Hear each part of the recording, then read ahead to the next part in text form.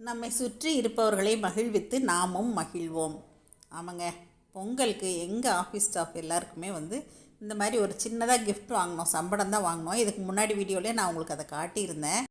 பாக்ஸில் போட்டு கொடுக்குறதுக்கு ஸ்வீட் ஏதாவது பண்ணலாமா இல்லை வாங்கலாமான்னு யோசிச்சுட்டு இருந்தேன். அப்போ தான் எனக்கு திடீர்னு யோசனை வந்துச்சு, இந்த நேரத்தில் நம்ம வெல்லம் வாங்கி கொடுத்தா அவங்களுக்கு பொங்கலுக்கு உபயோகமாக இருக்குமே அப்படின்னு சொல்லிவிட்டு எல்லாருக்கும் வெல்லம் வாங்கிட்டு நான் ஆஃபீஸ்க்கு போனேங்க. அப்போ எல்லாமே க்ளீனிங் ஒர்க் தான். இன்றைக்கி போகி அன்றைக்கி தான் க்ளீனிங் பண்ணவே ஆரம்பிக்கிறாங்க. ஏன்னா நேற்று வரைக்குமே ஆர்டர் சரியாக இருந்துச்சுங்க. எல்லாருமே ஆளுக்கு ஒரு வேலையாக செய்ய ஆரம்பிச்சிருந்தாங்க. கிச்சன்லாம் அங்கங்கே அப்படியே இருந்துச்சுங்க. ஆர்டருக்கு பிரியாணி மசாலா மட்டும் வறுத்து அரைச்சிட்டாங்க. இன்னும் 4 நாள் லீவுங்க. இன்றைக்கி சாயங்காலம் இதை கொடுக்கணும். அதுக்காக இப்போவே எல்லாமே ரெடி பண்ணிகிட்ருக்காங்க பிரியாணி மசாலா. இனி மண்டே தாங்க சரஸ்வஸ் ஃபுட் ப்ராடக்ட்ஸ் ஆஃபீஸு. இன்னையோட அவ்வளோதாங்க பொங்கல் ஹாலிடேஸுங்க. அதனால் உங்களுக்கு ஏதாவது எங்களோட ப்ராடக்ட்ஸ் வேணும் அப்படின்னாலும் நீங்கள் திங்கக்கிழமைக்கு அப்புறம் எங்களை காண்டாக்ட் பண்ணி வாங்கிக்கலாங்க.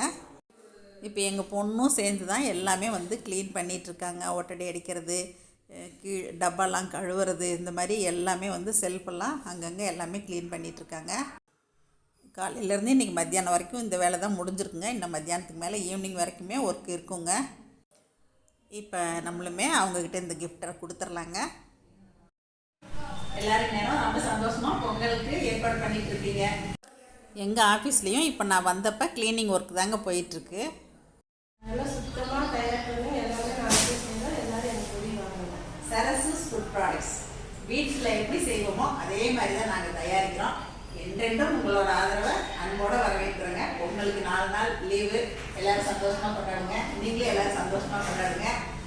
இனிய பொங்கல் நல்வாழ்த்துக்கள்.